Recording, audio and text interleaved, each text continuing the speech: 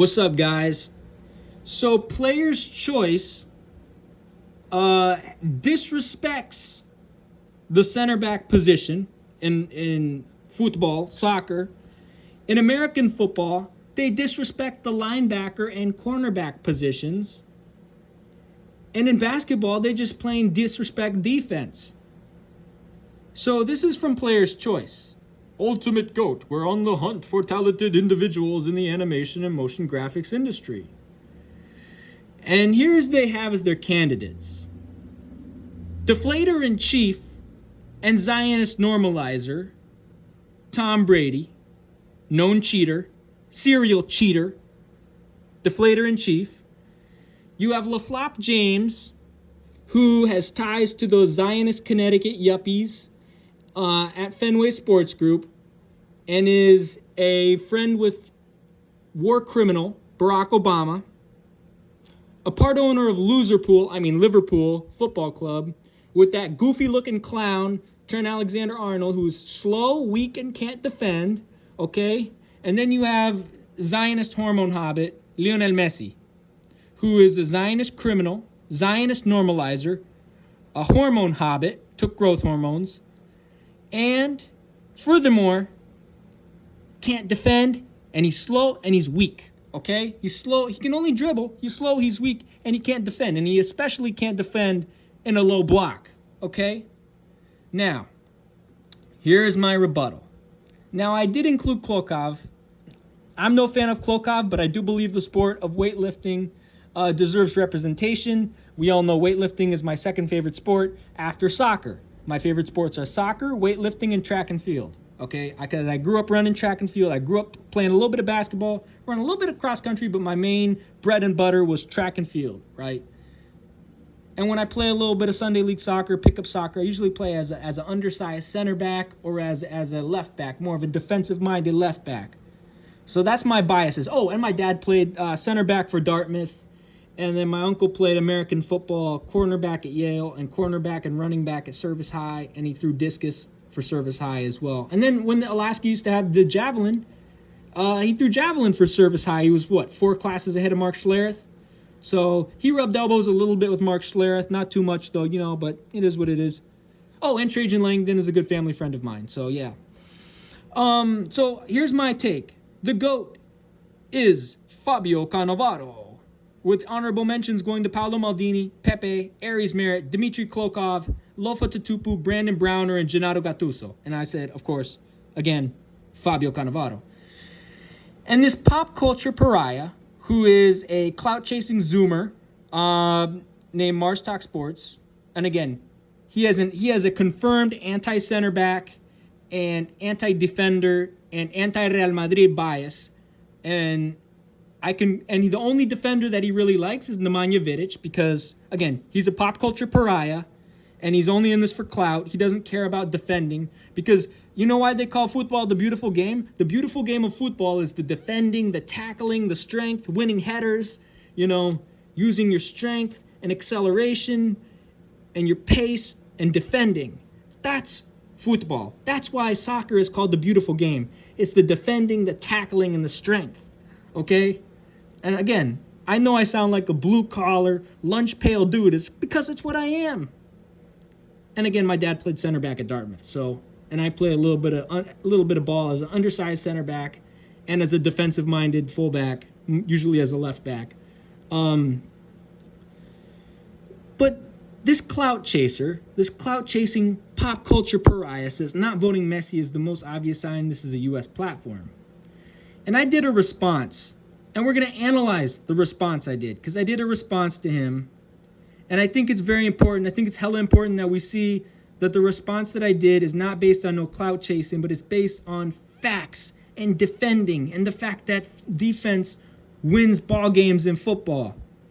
Again, right now my favorite players are Antonio Rudiger from Real Madrid, Davide Calabria from AC Milan, and I also have big respect for Giovanni Di Lorenzo from Napoli. I hate Napoli. I hate how Napoli plays. I hate they play possession-based football, tiki-taka, because that's not real football, right?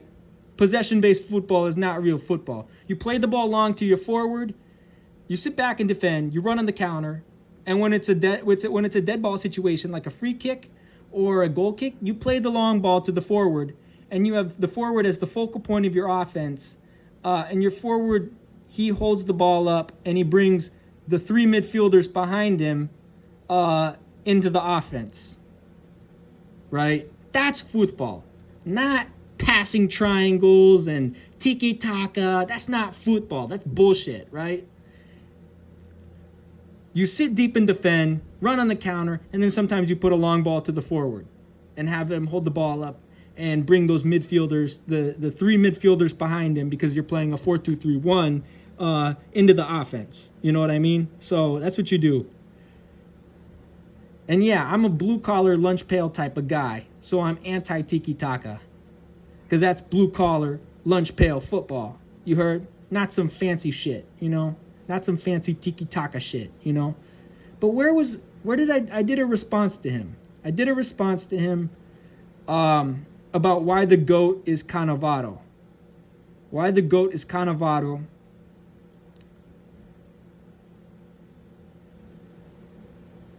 What the fuck? Where is this?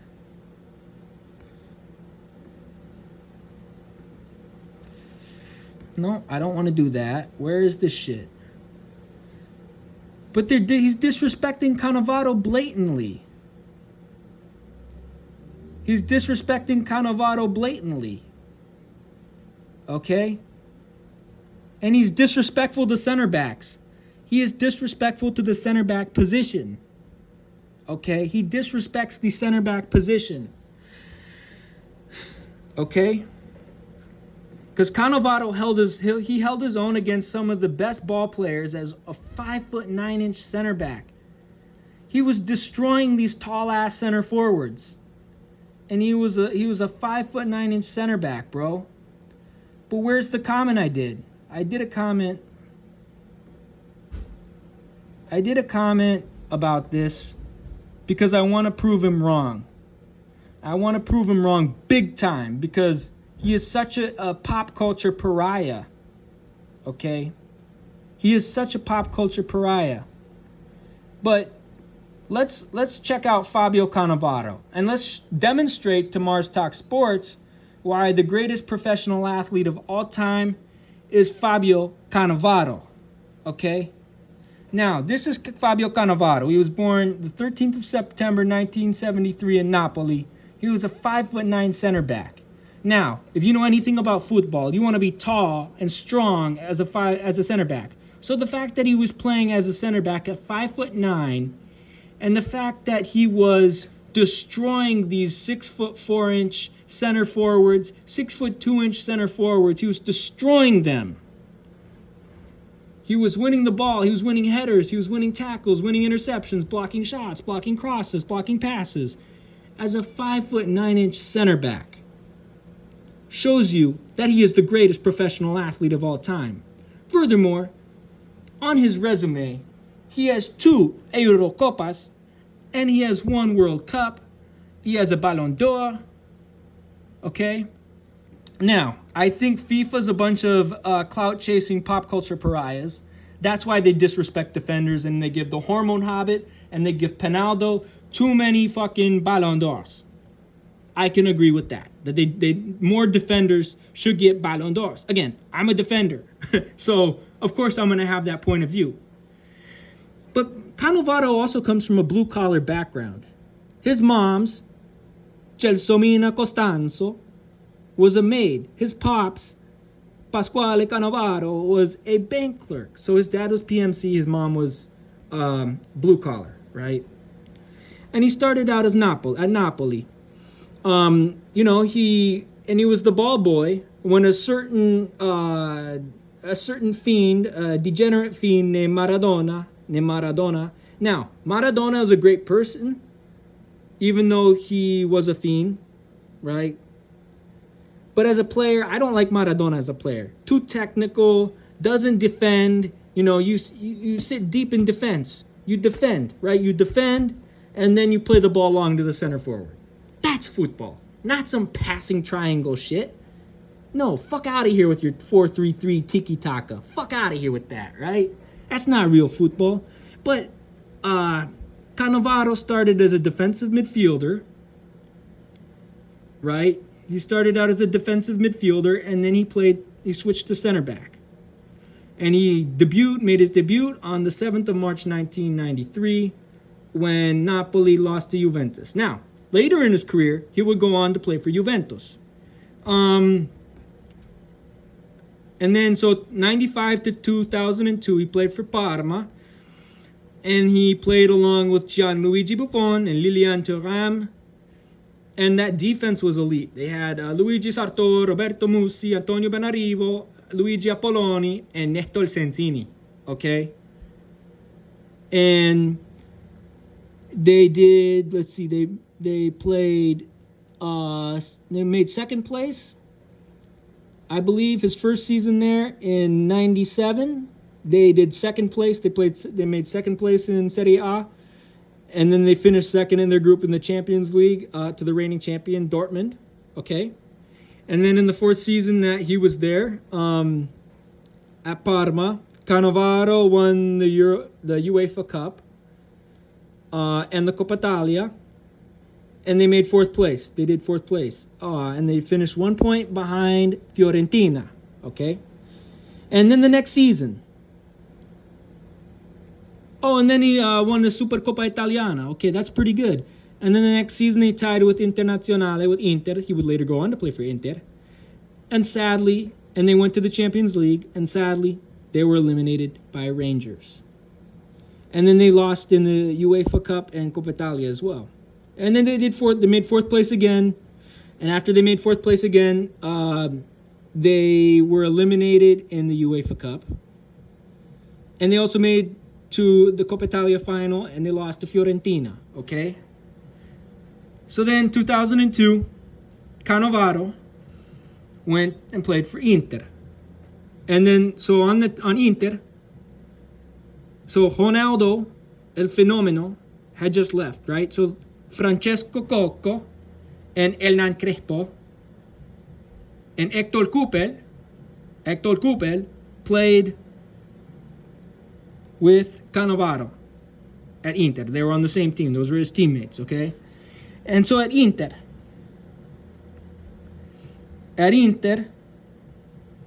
they finished second behind Juventus.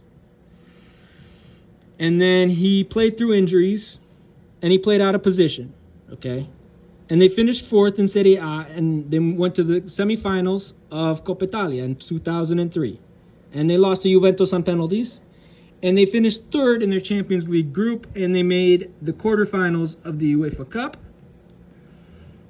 In 2006, Cannavaro signed, 2004, he signed for Juventus. Okay?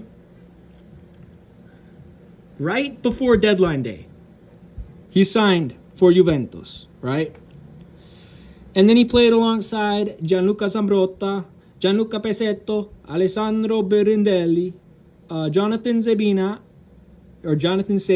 and Federico Balzaretti. And they won 2 Scudetti in a row in 2005 and 2006. And they made it to the Champions League quarterfinals twice, and they lost in the quarterfinals twice. And he played alongside Paulo Montero and Ciro Ferrara. And he won 4 Oscar del Calcio awards with Juventus. And then in 2005, he was Serie A Defender of the Year. 2006, Defender of the Year. 2006, Serie A Italian Footballer of the Year. 2006, Serie A Footballer of the Year. So then he won the 2006 World Cup with Italy. He was their team captain, okay? He won the Ballon d'Or. Okay, so then Calciopoli happened, and Juventus was relegated to Serie B, and then that meant they couldn't go to the Champions League, so Cannavaro left, and he followed his coach from Juventus, Fabio Capello, to Real Madrid, and then so they paid 7 million euros to sign Cannavaro. They gave him the number 5 shirt, which was worn by Zidane, right? Who he had just defeated in the World Cup. because he then played for France. And he spent 3 years in Real Madrid. And they won La Liga. We won La Liga in 2006, 2007, 2008. Cannovaro was FIFA World Player of the Year. He won the 2006 Ballon d'Or. You know, he was also selected as part of the 2006 and 2007 FIFA Pro World 11 squads, the 2006 UEFA Team of the Year, and he was named on the 6-man shortlist for the 2007 Laureus Sportsman of the Year award. So then on May 19th, 2009, he went back to Juventus. And our fans gave him a standing ovation at Estadio Santiago Bernabeu. And Marca even said that he was part of the best 4-11 in Real Madrid's history. So he's part of the best 4-11 in the history of the best club in all of football. And now 3 years later, after Cannovaro left Juventus, he went back to Juventus. And he played with Nicola Legrotaie, Martin Cáceres, Zdenek Grigera, Fabio Grosso, and the gladiator himself, Giorgio Chiellini, the man who gave Bukayo Saka the nickname Señor Kirikocho. And he played in front of goalkeeper Gianluigi Buffon. And then his form went bad. He, played through some injuries. And they made the UEFA Europa League. And then he was sent off against Fulham, okay? And this was in 2010. So in 2010, he played for Al Ahly, and then he got injured, okay? And then he played for Siliguri for a little bit in India, okay? He was supposed to, but that never went through. But again, you can see how Cannovaro is the best player, okay? Look at the laundry list of clubs that he played for. Napoli, Parma, Inter, Juventus, Real Madrid, Juventus, Al Ahly. Won a Ballon d'Or. Won 2 Eurocopas. Okay? Won some Scudetti. Won La Liga twice. Okay? Played as a center back at 5 feet 9 inches, dealing with 6 foot 4 inch, 6 foot 5 inch center forwards. Now, if you didn't know, center backs need to be tall, because you're playing against these tall, strong center forwards. And Fabio Cannovaro held his own at 5 foot 9, relying on his strength, marking, and tackling.